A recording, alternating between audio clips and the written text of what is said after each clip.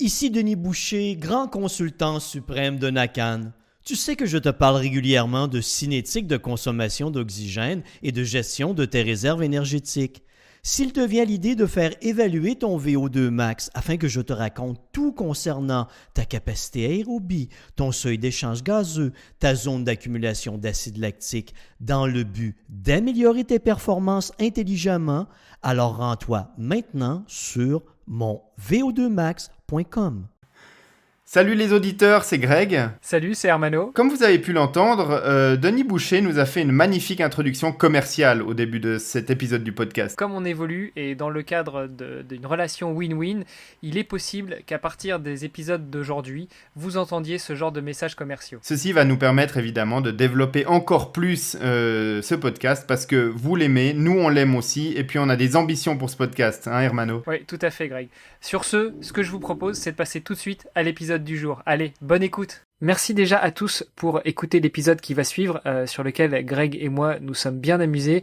Alors je m'excuse déjà parce que la qualité de mon son ne sera pas à la hauteur de ce qu'on vous avait proposé jusqu'à présent, suite à un petit problème technique. Nous allons devoir faire avec la piste enregistrée à distance entre Greg et moi, donc vous aurez un petit peu une voix nasillarde issue d'un Skype, mais j'espère que ça ne vous dérangera pas. En tout cas Greg, toi ça te dérange pas quand on enregistre d'entendre ma voix nasillarde? Non, écoute, moi je t'entends dans mon casque, il y a une petite compression de Skype, mais ça devrait convenir à nos auditeurs, même si on sait qu'ils sont assez exigeants sur la qualité audio. Voilà, bon, en tout cas, moi je me rassure parce que nos auditeurs nous ont dit que la qualité des débats était à la hauteur de leurs attentes, donc on vous souhaite un très bon épisode et on vous dit dans tous les cas à 2 semaines pour le prochain. Ciao, ciao, ciao. Ciao.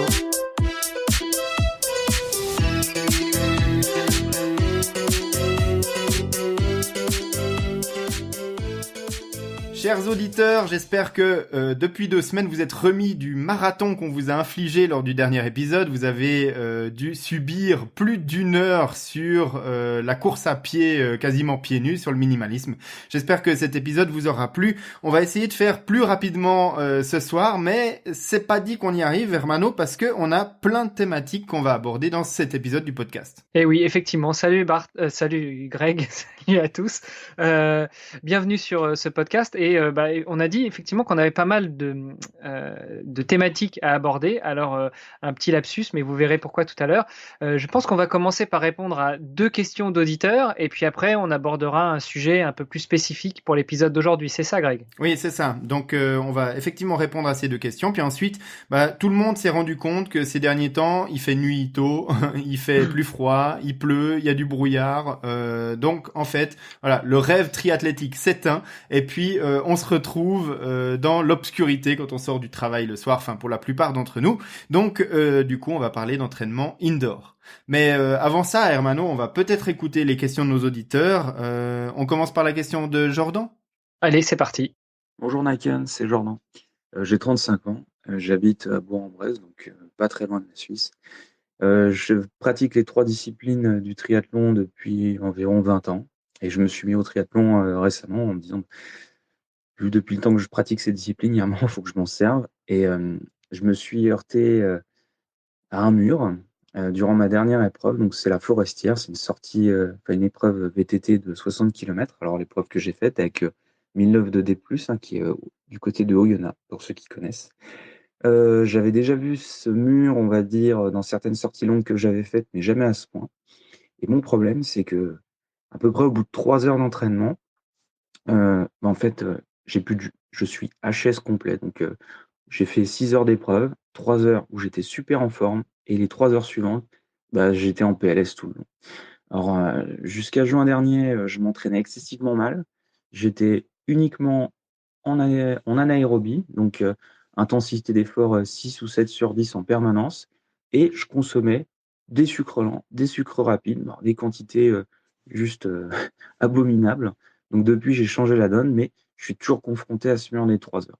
Donc, est-ce que vous pouvez m'aider, me conseiller, savoir comment je peux faire pour mes sorties épreuves longues, pour éviter de me prendre ce mur de plein fouet? Merci. Donc Hermano, on a bien compris la question. Notre auditeur, Jordan, il s'est entraîné à très haute intensité lors des dernières années. Donc il était en anaérobie lors de tous ses entraînements. Et puis, en anaérobie, il consomme du glycogène. Et puis, le glycogène, les réserves du corps sont pas illimitées. On est d'accord. Enfin, on renvoie à certains anciens épisodes qu'on a pu avoir déjà avec le doc Denis Boucher, mais aussi on avait abordé ce sujet-là avec David Genécan de Almonji. Oui. Donc, je pense qu'effectivement, il a déjà fait une bonne partie de l'analyse dans sa question, c'est-à-dire qu'il s'entraînait toujours à haute intensité. Oui, exact.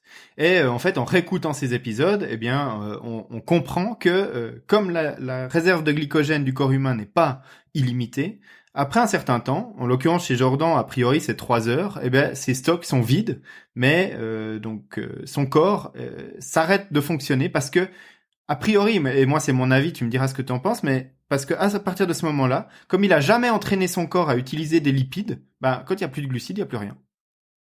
Ouais, je suis tout à fait d'accord avec toi. Je crois que tout est dit. Mais donc, du coup, qu'est-ce que on pourrait lui préconiser pour pouvoir réhabituer son corps à consommer des lipides et donc à ne plus consommer uniquement du glycogène et donc à avoir assez d'énergie pour s'aligner sur des épreuves plus longues. Et même, il parle pas que des épreuves, il parle aussi de l'entraînement. Il nous dit qu'à partir de 3 heures d'entraînement, il a plus rien. Oui.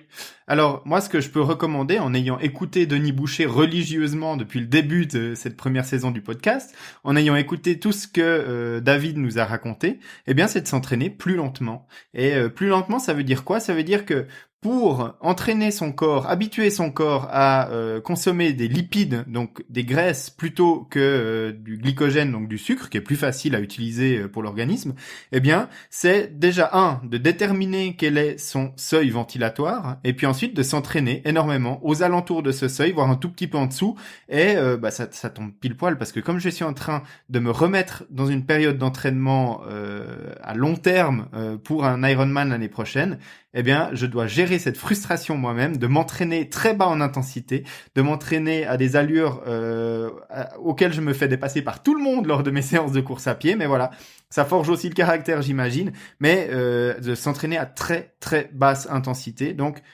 à son niveau du seuil d'échange gazeux pour entraîner le corps à brûler des lipides. Et ça, il faut que ça représente 80% de notre entraînement. Et puis après, on peut ajouter 20% d'entraînement au-delà de cette zone-là. Alors, je pense que ça va être un peu compliqué à jauger, déjà 80-20.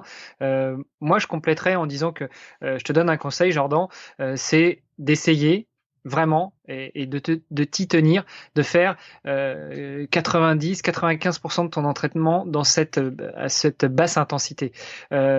Pourquoi? Parce que si tu te dis tu vas faire 80%, ça va peut-être pas représenter, allez, admettons que tu t'entraînes 5 fois par semaine, tes 80%, ça va pas représenter forcément tes 4 entraînements, parce que si tu t'entraînes pas sur un tapis ou sur un home trainer où ta fréquence ou ta vitesse ou ton allure ou ton effort est tout le temps identique, tu vas forcément régulièrement être tenté d'accélérer un peu et donc tu risques de dépasser ce seuil. Donc vraiment, mon conseil, c'est de baser tout ton entraînement pendant, je sais pas, peut-être une dizaine de semaines, on va dire, ça fait long, mais ça représente 2 mois, déjà sur cette faible intensité.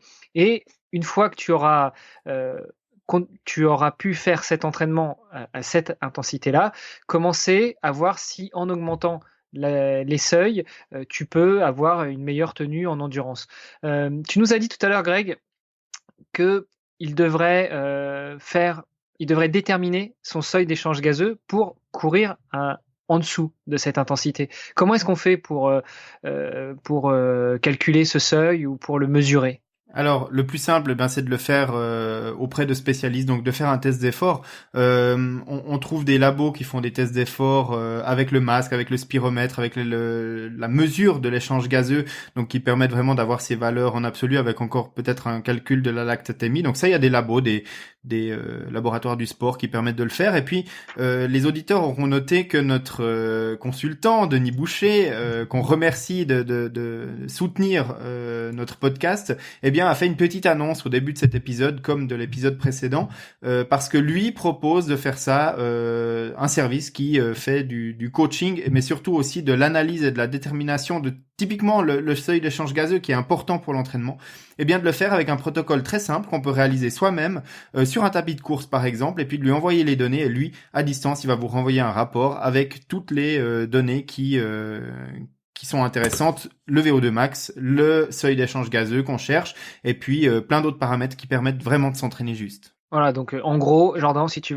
sais pas où tu peux le faire, bah tu réécoutes l'épisode du début, les 30 premières secondes, et tu auras l'adresse pour y aller. On va pas faire trop de pub pour Denis, non, faut pas exagérer. Non, mais là, ça tombe vraiment bien et c'est un petit peu fortuit que ce soit arrivé en même temps que la réponse à ce message de Jordan. Mais en l'occurrence, ben voilà, c'est vraiment pour ce type de questions et de planification d'entraînement que le service de Denis est là. Et ben voilà, il y a une annonce commerciale de Denis au début de ce podcast, mais en l'occurrence, le service est vraiment ce qui est recommandé pour Jordan. Maintenant, ça n'empêche pas Jordan d'aller dans son laboratoire du sport qui est à côté de chez lui pour faire ce test également. Il aura les mêmes données. On est d'accord. Donc ça, c'était pour la première question de nos auditeurs. Oui. Moi aussi, j'ai une question à te soumettre parce que juste après avoir entendu notre épisode de la semaine dernière, il y a 2 semaines, pardon, eh bien, un autre auditeur nous a contacté. Donc, ce que je te propose, c'est de faire comme tu as fait, c'est-à-dire de diffuser cette question, et puis on va pouvoir y répondre tous les deux. Qu'est-ce que t'en penses? Ben, avec plaisir. Parce que je me pose la question et j'aimerais bien avoir la réponse en podcast. C'est un quid sur la course à pied sur tapis. Tout simplement parce que moi, je me suis remis à courir il y a quelques semaines suite à des problèmes de santé que j'avais eu en début d'année. Et du coup, là, je me remets à courir. Seulement, j'ai pris un abonnement en salle de sport pour être bien au chaud. Et comme je refais des 1, 2, 3 kilomètres et que j'essaye d'avoir une foulée médio-pied, j'ai pas envie de le faire. Je le fais en salle parce que voilà, ça accompagne ma séance de musculation, mon échauffement. Et du coup, je voulais savoir est-ce qu'il était bon de courir sur tapis et est-ce qu'il était bon aussi de courir médio-pied sur tapis ou essayer d'apprendre à changer sa foulée lorsqu'on n'a jamais couru sur tapis et qu'on s'y met. À noter que effectivement les premières séances sur tapis avec une foulée bien vers l'avant, le lendemain j'avais bien mal. Mais bon, du coup voilà. Bon écoute, je sais pas si ma question a été claire, mais en tout cas le but c'était d'avoir un petit peu une réponse de votre part sur la course sur tapis et sur la foulée et sur le minimalisme et la foulée un peu médio-pied. Voilà. Allez, ciao. Voilà, donc la question de notre auditeur, alors on va préciser quand même, il s'agit de Bart du podcast Extraterrien qui nous écoute aussi. Alors salut à toi Bart, et puis c'est sympa d'avoir aussi des confrères de podcast qui nous écoutent. Écoute, en fait, je crois qu'il n'y a pas qu'une seule question dans sa question, Greg. Je sais pas ce que tu en penses, mais moi j'ai noté la course sur tapis, donc ça on va y répondre aussi, ça tombe bien, c'est une question fortuite mais qui était prévue dans notre réponse du jour. Donc la course sur tapis, 2 en réponse à notre dernier épisode où on a invité Bertrand et Thomas, donc l'épisode sur le minimalisme. Donc est-ce que tapis et minimalisme vont bien ensemble? Et puis 3, je ne l'ai plus, mais c'est pas grave, ça reviendra. Alors moi, j'avais effectivement enregistré en tout cas les 2 mêmes questions que toi, c'est-à-dire la transition vers le minimalisme et puis la différence de course sur tapis. Par contre, la 3e question... Non, ça reviendra, écoute, je sais pas. Alors, si je vais réécouter pendant que tu réponds à la question. Pendant qu'on répond aux premières questions. On a parlé lors du dernier épisode de la transition vers le minimalisme, et puis là, en fait, la règle d'or qu'on a répétée dans l'épisode précédent, c'était une transition progressive vers le minimalisme. Et donc du coup, moi, la première chose que je peux recommander à Bart, c'est vas-y progressivement, fais pas du trop long au début, vu que tu changes de foulée, vu que tu as probablement changé de chaussure, va pas trop vite vers les longues distances, même sur ton tapis.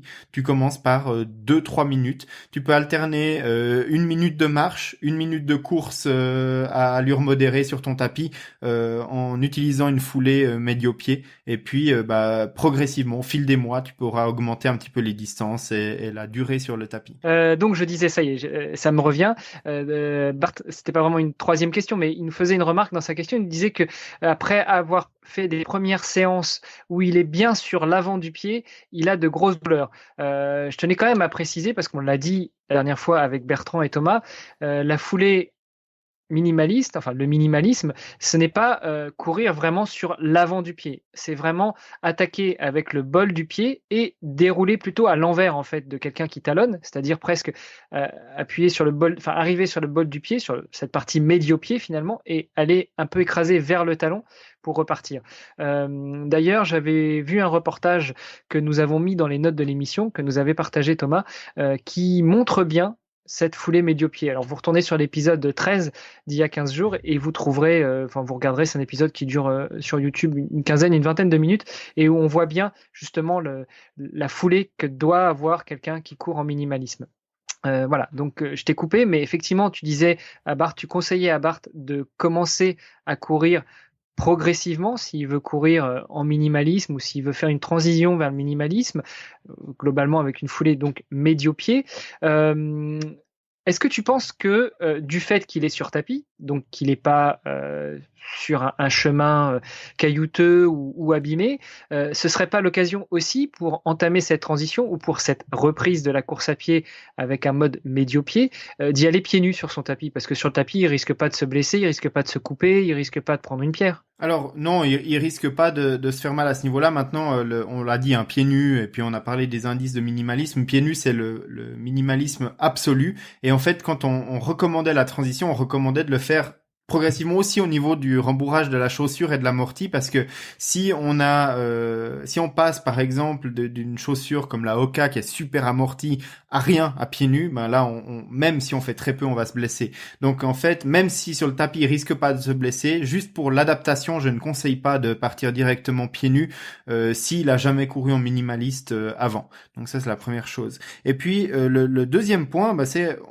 on aborde déjà peut-être un petit peu la deuxième partie de cette réponse, mais les différences fondamentales qu'il y a entre courir à l'extérieur et puis sur tapis, c'est que à l'extérieur, on peut choisir le terrain sur lequel on va courir. Et quand on recommandait la course à pied minimaliste dans l'épisode précédent, on disait d'abord tu vas courir sur des terrains meubles, tu vas courir sur du copeau de bois, tu vas courir sur des terrains de gazon avec un sol un petit peu moins dur que du bitume. Le tapis de course, lui, il est comparable à de la route, à du bitume, à un marathon qu'on courrait sur route, et on peut pas choisir le type de terrain sur lequel on va courir. Et en fait, c'est un effort qui est assez dur, et au niveau des articulations, la course sur tapis, c'est vraiment comparable à courir sur du bitume.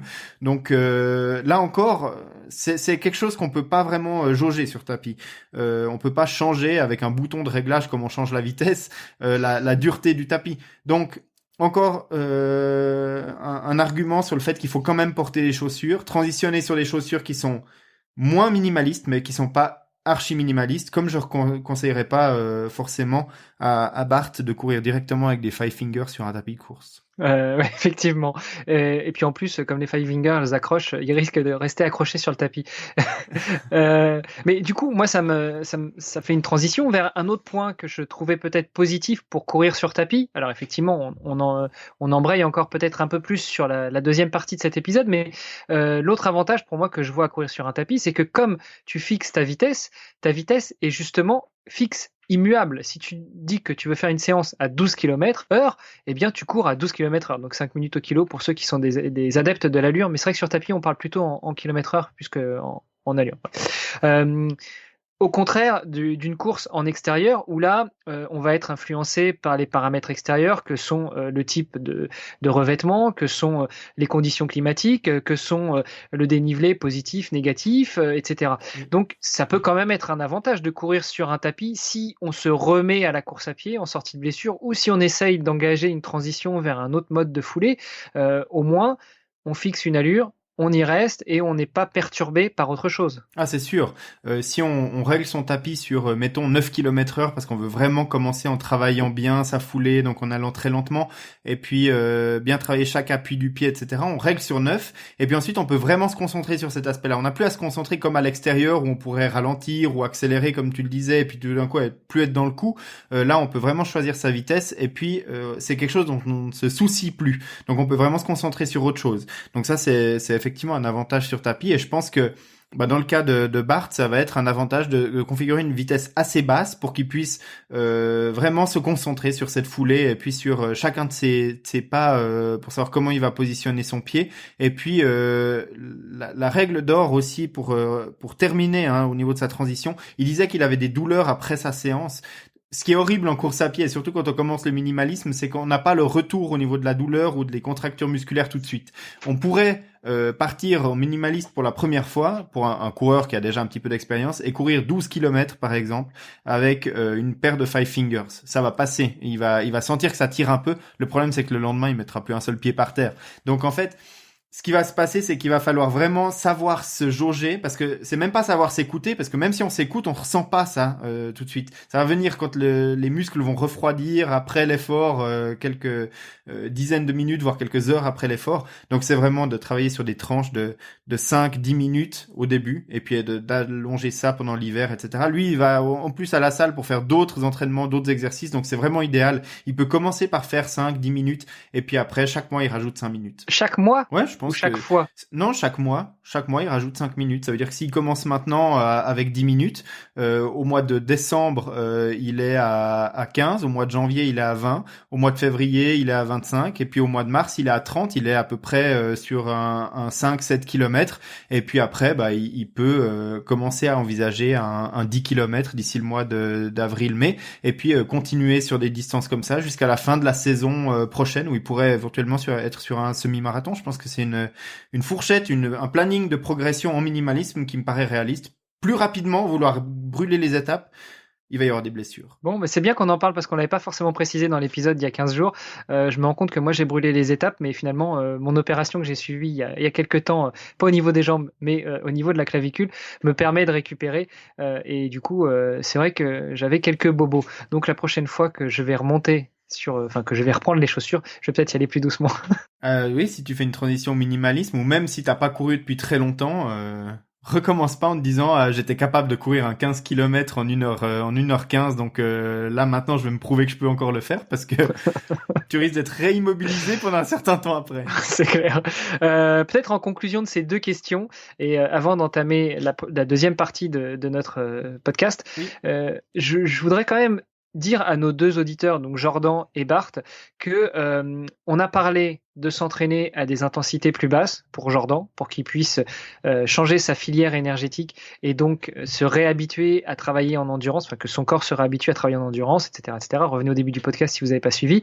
Et à Bart de faire une transition douce vers le minimalisme en courant. Peut-être que vous pouvez aussi faire comme moi, messieurs, c'est-à-dire, je viens de le dire, je suis en convalescence, je me suis fait opérer et au niveau de l'opération que j'ai subie, je ne peux pas courir pendant 6 semaines, mais j'ai le droit de marcher.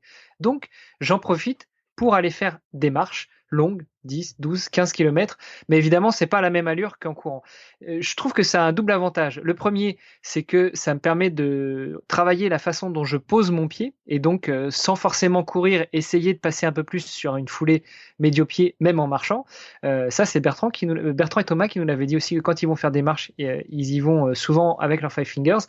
Et puis, l'autre avantage que ça a aussi, c'est que ça me permet de faire des sorties d'endurance, donc en dessous de mon seuil d'échange gazeux. Voilà. Donc on a répondu à Bart et on a répondu à Jordan. Je pense qu'on peut passer à la deuxième partie de notre épisode. Oui, exact. Donc la deuxième partie de l'épisode, on va continuer à parler un petit peu de course sur tapis, parce que c'est l'entraînement hivernal qui arrive maintenant. On se dirige vers la saison où les entraînements de course à pied et de vélo vont peut-être se faire un peu plus en intérieur. Donc la course à pied sur tapis et puis le vélo sur home trainer. Donc on parlait de tapis de course, on va continuer à parler de tapis de course. On a parlé de la progressivité et puis surtout du fait que le tapis de course était plus comparable à de la course sur route que à de la course trail ou sur copeaux ou autre. Mais il y a encore des différences fondamentales entre courir à l'extérieur et courir sur tapis en intérieur. Probablement que tu as déjà couru sur tapis, Hermano. La première fois que tu as couru sur tapis, qu'est-ce qui t'a frappé ? Alors écoute, j'ai très peu couru sur tapis parce que pour moi, le sport, ça se fait en extérieur. Mais comme tu le dis, des fois, on n'a pas le choix. Malgré tout, il y a quelques semaines, j'étais en balade, pas chez moi, et j'avais mes affaires pour aller courir. Mais il faisait un temps de chien. Et là où j'étais, dans la résidence où j'étais, il y avait une salle de muscu, enfin une salle de fitness. Et du coup, il y avait un tapis de course. Donc j'ai pu essayer depuis 10 ou 15 ans que j'avais pas couru sur tapis de m'y remettre. Une chose m'a frappé, c'est que il y avait pas de clim et je crevais de chaud au bout de 6 minutes quoi. Ouais, alors ça c'est un des problèmes. C'est un des problèmes. C'est une des grosses différences qu'on a par rapport à courir dehors. À mon sens, il y a trois grandes différences. Donc la première, c'est le fait que à l'extérieur il y a du vent, en tout cas il y a de l'air, et même s'il y a aucun vent, quand on court à 12 km/h, on se crée un vent de 12 km/h. Donc, du coup, ça nous aide à évacuer la chaleur, ça nous ventile, ça fait évaporer notre transpiration. Enfin bref, on ne coule pas littéralement, à moins qu'il fasse une canicule incroyable, mais comme on pourrait le faire sur un tapis à l'intérieur. Donc, la première règle, si on s'entraîne sur tapis, et ça ce sera vrai aussi quand on parlera du home trainer, eh bien on va plus transpirer, on va perdre beaucoup d'eau. Il faut surtout pas oublier qu'il faut la compenser pendant l'effort. Surtout si on se met sur des efforts longs, et par long sur home trainer ou tapis de course, je pense qu'à partir de 20 minutes, on peut commencer déjà à perdre de grandes quantités de liquide. Donc vraiment, ne pas hésiter à se réhydrater au fur et à mesure de l'effort. Oui, et puis c'est vrai que maintenant dans les salles de sport qu'on peut fréquenter ou même avec les tapis qu'on a à domicile, il y a toujours maintenant ce petit plateau, ce petit tableau pour pouvoir poser une ou deux gourdes. Enfin, on est quand même bien loti maintenant en termes de musculation d'intérieur pour pouvoir se réhydrater ou même faire des pauses. Tiens, sur un entraînement, on se dit qu'on va courir 1 heure sur un tapis, rien ne t'empêche, contrairement à l'extérieur, de te dire je fais 10 minutes d'échauffement à 8 km/h, après je fais 3 minutes de technique de course sur mon tapis, pourquoi pas, et puis après je fais ma séance, mais du coup à chaque fois de se réhydrater, parce que comme tu le dis, c'est un problème. Bah oui, et puis à l'extérieur en été, qu'est-ce qu'on fait? On s'arrête aux fontaines, ou en tout cas on trouve sur notre chemin, ou alors on est emmené avec soi, mais il y a des moments où on se réhydrate, on s'arrête peut-être 1-2 minutes pour le faire, donc pourquoi pas sur le tapis aussi, prendre sa gourde qui est vide, aller au robinet, la remplir, et puis revenir sur son tapis et continuer. Donc voilà, ça c'est vraiment un des conseils importants, parce que on a plus tendance, en tout cas moi j'ai plus entendu des gens qui se déshydrataient avec du sport en salle quand ils avaient l'habitude de courir à l'extérieur. Je pense qu'il y a une autre différence dont tu voulais nous parler entre le tapis, enfin le sport en intérieur et particulièrement le tapis versus l'extérieur, c'est un petit peu la position biomécanique du corps, c'est ça? Ouais, parce que quand on court à l'extérieur, on a une résistance à l'air qui va augmenter avec le carré de la vitesse, ça on le sait. Donc quand on fait un petit peu d'aérodynamique, plus on va vite, plus la résistance de l'air augmente. Et quand on court, même ne serait-ce qu'à 10-12 km/h, on a une certaine résistance qui va s'opposer au corps, parce que le corps projeté en avant, debout, ça fait quand même une grande surface de résistance à l'air. Et donc du coup, pour compenser cette résistance qu'il n'y a pas sur un tapis de course, puisqu'il n'y a absolument pas d'air, et c'est pas les deux petits ventilateurs de votre tapis de course pour essayer de vous rafraîchir qui vont changer la donne, eh bien, en général, on recommande, et moi c'est ce que j'ai toujours entendu des entraîneurs qui font s'entraîner des athlètes qui ont l'habitude de courir à l'extérieur sur tapis de course, on recommande de configurer le tapis de course avec une pente de 1% ou 1,5% pour un petit peu contrebalancer cette résistance à l'air naturelle qu'il y a à l'extérieur. C'est vrai que souvent les tapis de base ils sont quand même aussi légèrement inclinés, non? Oui, alors maintenant certains tapis, alors soit ils sont déjà inclinés, soit quand on le démarre d'office il est à 1% de pente par défaut en configuration. Mais enfin moi j'ai de la peine à courir avec un tapis à 0%, j'ai essayé pour voir la différence et ça fait vraiment un petit peu comme si je courais en légère descente. Donc après bon, ça peut être agréable aussi parce qu'on va un petit peu plus vite, donc voilà. Oui, mais on tire sur d'autres muscles. Voilà, au niveau articulaire, pour mieux simuler le fait de ce qu'on va retrouver sur route quand la belle saison va revenir, c'est mieux de configurer une légère pente sur son tapis. Mais donc, ce que tu veux nous dire, c'est qu'avec toutes ces différences qu'on peut avoir entre l'entraînement en intérieur et l'entraînement en extérieur, il n'est pas forcément possible de faire un entraînement exclusivement en intérieur et après de se présenter sur une course en extérieur? Bah en fait, là, on va encore parler de la dernière différence. Je parlais de 3 différences. Donc, il y a la perte en eau et puis la transpiration puis l'absence de vent. Il y a la deuxième qui est la résistance à l'air et puis donc du coup la déclivité artificielle du tapis. Et puis la dernière différence, c'est la perception en fait au niveau du cerveau qui tout simplement, quand on a l'habitude de courir à l'extérieur, la première fois qu'on va courir sur un tapis, le cerveau il va se dire attendez, il y a un problème, je suis en train de courir à 12 km/h mais le paysage il défile pas. Et au début c'est vrai qu'il va y avoir des espèces de de problèmes sensoriels. En tout cas, moi, c'est ce que j'ai ressenti les premières fois que j'ai couru sur tapis. Et il faut s'habituer à ça. C'est aussi pour ça qu'il faut commencer par courir, peut-être pas à 16 à l'heure tout de suite sur son tapis, parce qu'au moment où on va vouloir arrêter de courir ou etc., on va s'envoler à l'autre bout de la salle, hein, parce que ça va pas pardonner. Donc voilà, au niveau de la perception de l'espace, au niveau de la perception sensorielle, il y a une légère différence. Et en fait, c'est un petit peu comme si on s'entraîne tout le temps en musique, et puis que le jour de la compétition, on n'a pas le droit aux écouteurs, on s'entraîne sans, et il va nous manquer quelque chose, il va y avoir quelque chose qui ne sera pas comme d'habitude. Et je pense que si quelqu'un s'entraîne 100% du temps en intérieur, et puis qu'il va courir un marathon à l'extérieur, il va y avoir une espèce de désorientation un petit peu à ce niveau-là. Au niveau de la performance biomécanique, il sera parfaitement entraîné. Par contre, au niveau de la perception sensorielle, ce sera pas top. Ouais, tu veux dire en fait que l'effet de courir sur un tapis, c'est un peu comme quand on doit s'habituer, enfin quand on essaye de s'habituer avec un masque de réalité virtuelle, quoi. Il faut vraiment y aller progressivement et s'habituer. Ouais, je pense que c'est assez comparable. Ouais. Alors pour ceux qui l'auraient peut-être pas encore expérimenté ou qui n'auraient pas fait attention, quand vous courez sur tapis, vous avez très souvent un coupe-circuit qui est un petit bout de fil que vous accrochez à votre short. C'est pas juste pour faire joli, c'est justement quand vous êtes un peu désorienté et que, ou je sais pas, ça peut arriver, vous tordez la cheville sur le tapis, quand vous coupez le contact, le tapis s'arrête net. Ça vous évite de vous retrouver dans le mur d'en face. Exact. Donc n'oubliez pas d'utiliser aussi ça pour courir. C'est pas plus gênant que quand il y a quelques années on partait courir avec des écouteurs filaires accrochés à notre téléphone. Exact, voilà, très bon conseil. Mais donc du coup t'as pas répondu à ma question. Tu m'as dit que si on s'entraînait exclusivement en intérieur, il y aurait un petit risque de désorientation. Bon, mais admettons un sportif, et je sais qu'il y en a eu des sportifs de haut niveau qui font 90-95% de leur entraînement en intérieur, et on peut même aller jusqu'au triathlon, je pense, c'est-à-dire en course à pied, enfin en natation, mais ça globalement de toute façon en natation c'est pas rare, surtout en Europe et en hiver qu'on s'entraîne en piscine, donc on est mécaniquement en intérieur, en vélo sur home trainer et en course à pied sur un tapis.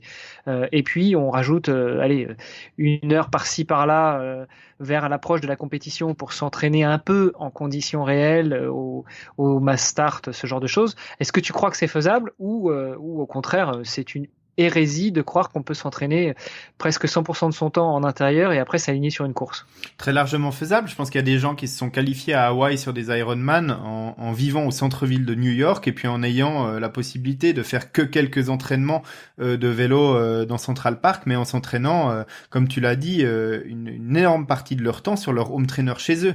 L'exemple le plus extrême que j'ai entendu, c'est un marine américain qui était sous-marinier, qui est parti dans son sous-marin pour une mission de je ne sais combien de mois, qui s'est entraîné pour un Ironman dans le sous-marin, donc tapis de course vraiment minuscule. Home trainer, il devait se taper les genoux contre les couchettes de ses coéquipiers, et puis il est arrivé, il a terminé son Ironman. Il visait pas forcément la qualification à Hawaï, j'ai vraiment plus aucune idée. Il a peut-être fait une performance incroyable, il a peut-être juste fini dans les temps, mais enfin bref, ça veut dire qu'on peut s'entraîner indoor pour faire ce genre d'épreuve. Maintenant, toi tu l'as dit, moi je fais du sport outdoor pour faire du sport outdoor, donc c'est parce que j'aime être dehors, parce que j'habite pas forcément au centre-ville et que je fais ça à l'extérieur tant que faire se peut. Je m'entraîne sur mon home trainer chez moi en hiver parce que le soir il fait nuit, c'est dangereux d'aller dehors, souvent il pleut, il y a du brouillard, il fait froid, c'est gelé, il y a de la neige, enfin il y a plein de conditions qui font que c'est pas agréable de rouler sur la route, mais sinon je préfère 1000 fois être dehors. Mais je pense qu'en appoint, ça peut être largement aussi bénéfique que de s'entraîner dehors. Et puis, il y a même un aspect positif, et certaines séances, même en été, je les fais sur home trainer parce que je sais que pendant 10 minutes, je vais être vraiment à ce nombre de watts précis, et sur la route, c'est quasiment impossible. Tandis que si je règle mon home trainer pour être à cette résistance-là, j'arrive à être dans une fourchette de 3 à 4 watts, ce que j'arrive jamais à faire dehors. Et tu l'as dit en course à pied aussi, le tapis, on peut le mettre à 12 à l'heure, et puis on se soucie plus de la vitesse, on sait qu'on est à 12 à l'heure. Alors là, tu nous as fait une superbe belle transition pour la troisième partie de notre podcast qui est justement consacrée au home trainer. Tu nous as dit que tu peux régler le wattage sur ton home trainer. Mais attends, moi, je suis encore au bon vieux home trainer. J'ai quand même évolué depuis ce qu'on appelait les rouleaux, c'est-à-dire pour ceux qui ne voient pas, parce que oui, vous faites partie de 2 ou 3 générations avant moi. Je suis vieux, vous voyez ma canne qui est là derrière. Ce qu'on appelait les rouleaux, c'était finalement un grand rectangle avec 2 rouleaux devant sur lesquels posait la roue avant et un rouleau à l'arrière sur lequel posait la roue arrière. Et on pédalait là-dessus. Donc c'est un rectangle peut-être d'un mètre de largeur. On pédalait là-dessus comme si on était sur une route. L'avantage, c'est que on avait les 2 roues qui tournaient. Donc à l'époque, il n'y avait pas encore trop de capteurs ou de compteurs de vitesse, mais ça pouvait être un avantage. Après, j'ai connu ces petits triangles, tu sais, petits triangles sur lesquels tu poses juste la roue arrière, où tu peux gérer la force, la résistance, voilà, soit de façon mécanique, soit de façon hydraulique. Et là, alors c'est un peu plus embêtant parce que pour savoir quel kilométrage on faisait ou quelle vitesse on allait, il fallait s'amuser à brancher un capteur de son compteur électrique, de son compteur kilométrique à l'arrière. Et donc là, c'était soit de la bidouille avec des fils qu'on rallongeait, ou alors à l'époque on avait aussi des compteurs sans fil.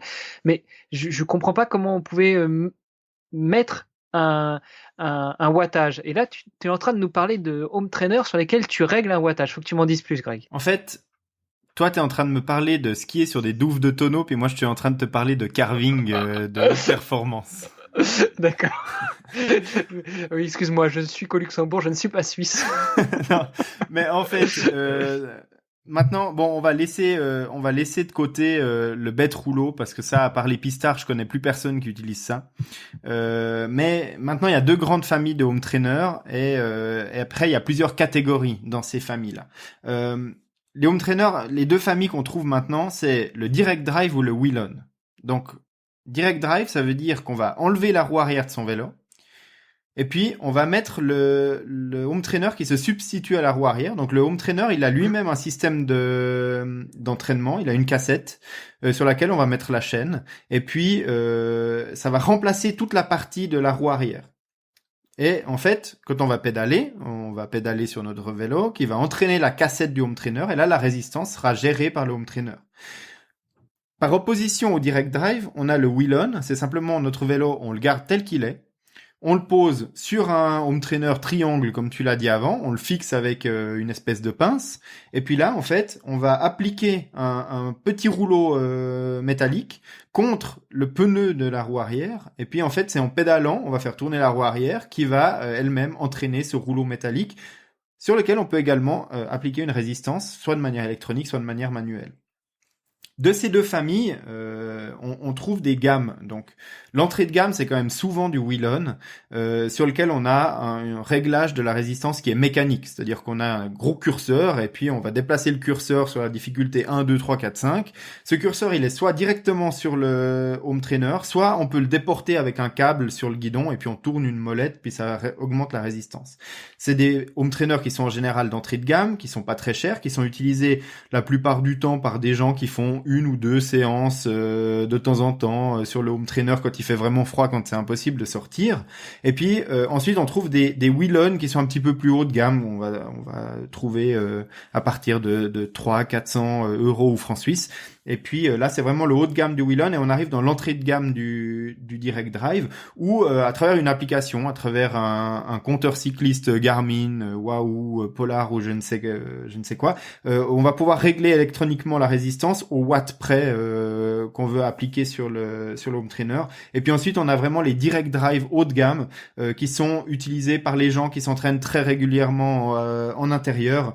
Et puis qui sont archi connectés, on peut les connecter à des applications de réalité virtuelle pour faire des parcours virtuels sur son vélo. Et là, moi, ma recommandation, c'est quand on commence à faire 2 ou 3 séances par semaine sur le home trainer pendant toute la partie hivernale, c'est vraiment d'investir un certain montant. On en trouve à partir de 600 euros ou francs suisses. Et puis au-delà, un direct drive de bonne facture, bien connecté avec le support des applications les plus courantes de réalité virtuelle. Et puis là, voilà, on fera des séances qui sont un petit peu plus interactives. Un direct drive, les leaders du marché va parler de Wahoo, on va parler de Takix qui a été racheté maintenant par Garmin. C'est vraiment les plus grands vendeurs de direct drive sur le marché. Maintenant, il y a aussi Elite, le fabricant italien, qui en fournit aussi. Peut-être un petit peu plus en recul sur le direct drive de dernière génération, mais voilà, on les retrouve aussi sur ce marché-là. Et puis la compatibilité avec les logiciels de réalité virtuelle, ça permet de faire des parcours virtuels dans des mondes imaginaires ou dans des mondes réels. Il y a soit le monde, on va parler de l'application Zwift, qui est un espèce de jeu vidéo dans lequel on évolue sur des mondes virtuels, ou alors des applications comme Rouvy, qui sont plus des applications pour faire de la vraie route. C'est-à-dire que c'est une vidéo qui a été enregistrée vraiment sur le parcours en question, donc on retrouve le même paysage, on retrouve vraiment la route avec des images réelles, et puis qui défile à la vitesse à laquelle on pédale sur son home trainer.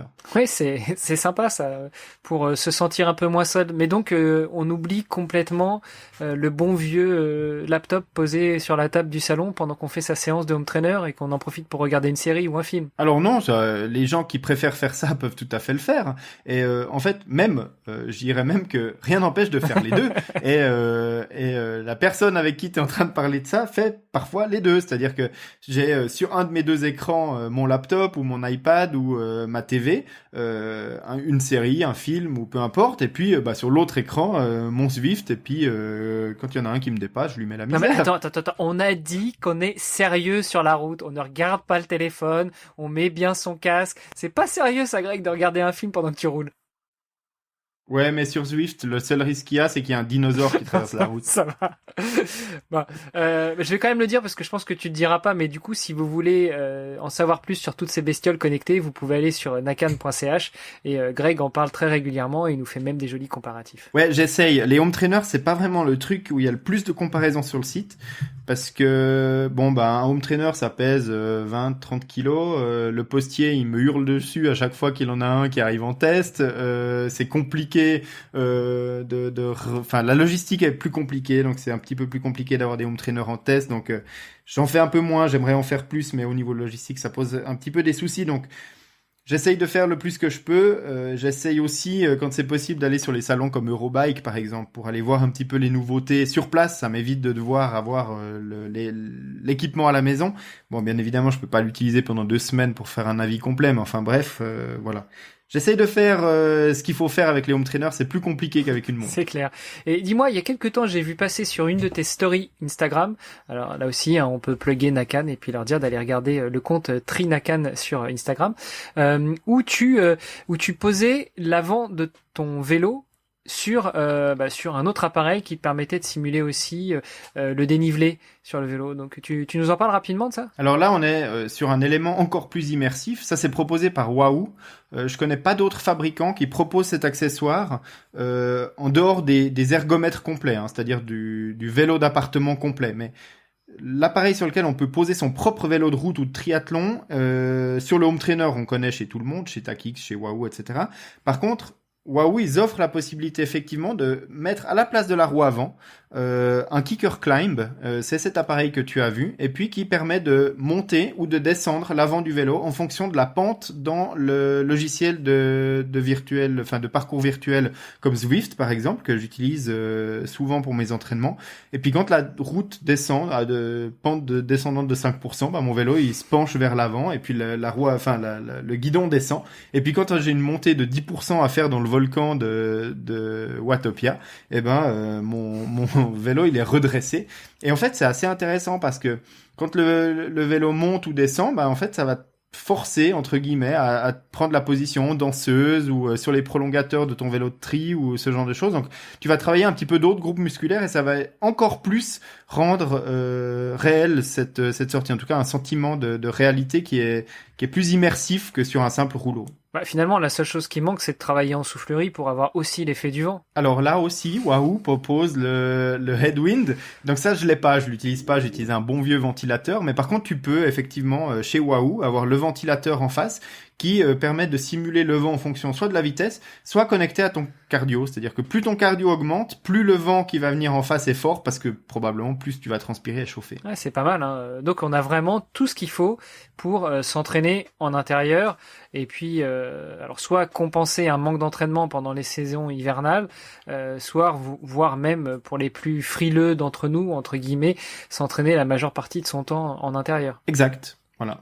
Et puis dernière question, parce que je sais qu'elle vient de manière récurrente, parce qu'il y a des on-dit, il y a des lieux communs, il y a peut-être quelques rumeurs sur le vélo sur Home Trainer. On va pas en reparler maintenant parce que ça prendrait tout un épisode encore. Est-ce que c'est pas dangereux pour un cadre carbone de le mettre sur un Home Trainer? Est-ce que c'est pas dangereux d'utiliser une roue carbone sur un Wheel-On? Toutes ces questions, eh ben, je suis en train de préparer une vidéo sur la chaîne YouTube de mon site qui va répondre à toutes ces questions élément par élément. Donc le cadre carbone sur un Home Trainer, la roue avant, la roue arrière, enfin voilà, il y a plein d'aspects à ce niveau-là. Si je peux simplement résumer, en fait, vous risquez pas grand-chose à mettre un cadre carbone sur un Home Trainer s'il est utilisé correctement. Si vous voulez une réponse plus complète, il faudra venir d'ici quelques semaines sur la chaîne YouTube. Bon, on suivra ça avec impatience. Alors moi j'ai dit à peu près tout ce que j'avais à dire sur les home trainers. La seule chose que je peux dire c'est de essayer l'application Zwift si vous n'arrivez pas à tenir des entraînements qui vont plus long que 15-20 minutes sur le home trainer parce que vous trouvez ça ennuyeux. Moi ça a vraiment révolutionné mon entraînement sur home trainer. Avant c'est vrai qu'après 20-30 minutes, même en regardant une série, en écoutant de la musique ou voilà, j'avais vraiment de la peine à rester motivé. Avec des parcours virtuels comme Zwift, comme Rouvy ou d'autres applications de réalité, vous trouvez souvent un 30 jours d'essai gratuit dans ces applications avant que ça commence à devenir payant. Essayez ça, connectez ça avec un simple capteur de vitesse sur votre roue arrière suffit. Il n'y a pas besoin d'un home trainer ultra connecté pour commencer, pour tester, pour voir si on aime. Mais essayez un coup et puis vous verrez que ça donne une autre dimension à l'entraînement indoor sur vélo. Et sur course à pied. Juste un point pour finir, parce qu'on n'en a pas parlé, le coût moyen pour ce type de service que sont Rouvy, Zwift ou autres, il en existe d'autres? Alors moi je suis facturé en francs suisses sur Zwift, mais je pense que ça doit équivaloir à 12 ou 15 dollars par mois, donc je pense que maintenant les taux de conversion sont 1 euro, ça doit être à peu près pareil, quoi. Ok, voilà. donc il faut compter une vingtaine d'euros, dollars, francs suisses par mois pour avoir ce type d'application et s'en donner à cœur joie dans ses entraînements indoor. Et puis, Zwift, c'est un logiciel évolutif, donc plus on a de kilomètres dans Zwift, plus il y a de fonctions qui se débloquent, etc. Il faut savoir que, par exemple, moi, j'interromps mon abonnement au mois de mars et je le reprends après au mois d'octobre.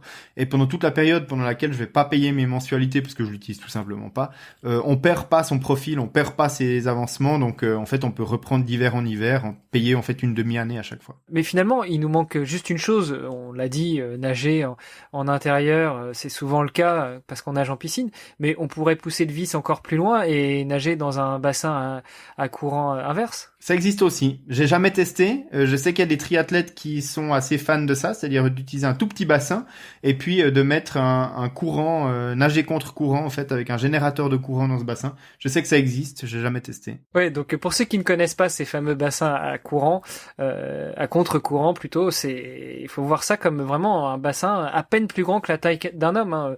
Vous avez la place de tendre les bras et c'est tout. Donc ça fait 2 mètres 50 de long sur même pas 1 mètre de large. Et c'est diablement efficace, hein. Moi j'ai déjà essayé une fois.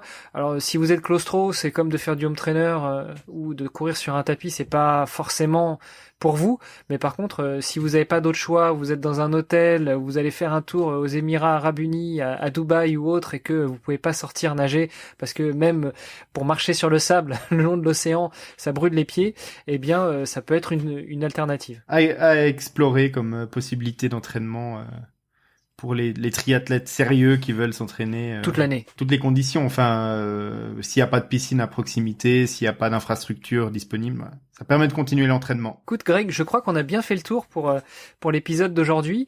Je crois qu'il nous reste plus que deux choses à faire. La première, c'est de dire à nos auditeurs que s'ils ont aimé ou s'ils n'ont pas aimé cet épisode, qu'ils n'hésitent pas à aller nous mettre une note sur iTunes et sur les autres plateformes de podcast. Ça nous permet, s'ils n'ont pas aimé, d'apprendre un petit peu de nos erreurs et puis de nous améliorer. Et puis s'ils ont apprécié, ça nous permet de remonter dans les rankings parce que c'est une des seules façons que l'on a pour que Apple nous aime un peu plus.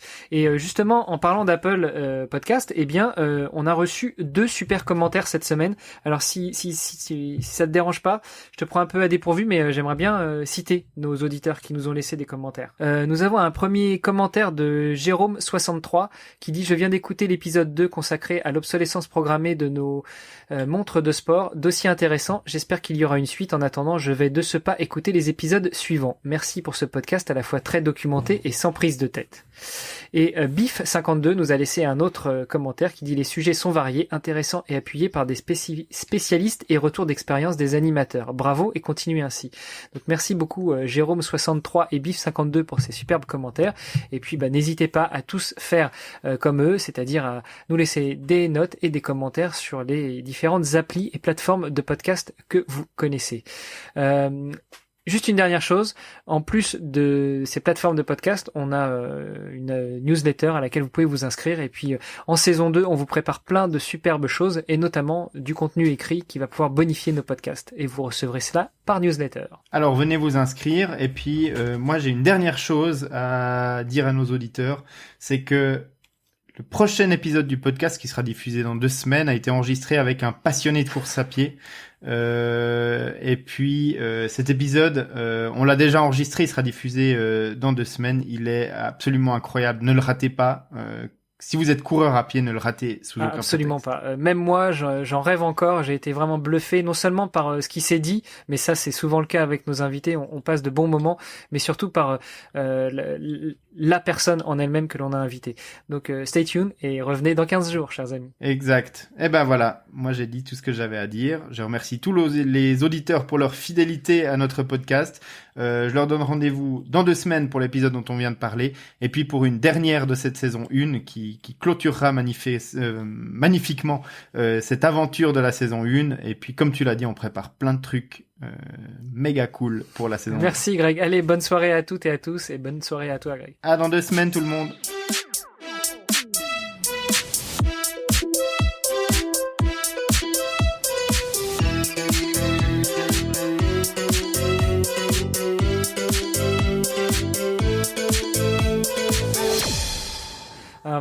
Greg chasse la mouche.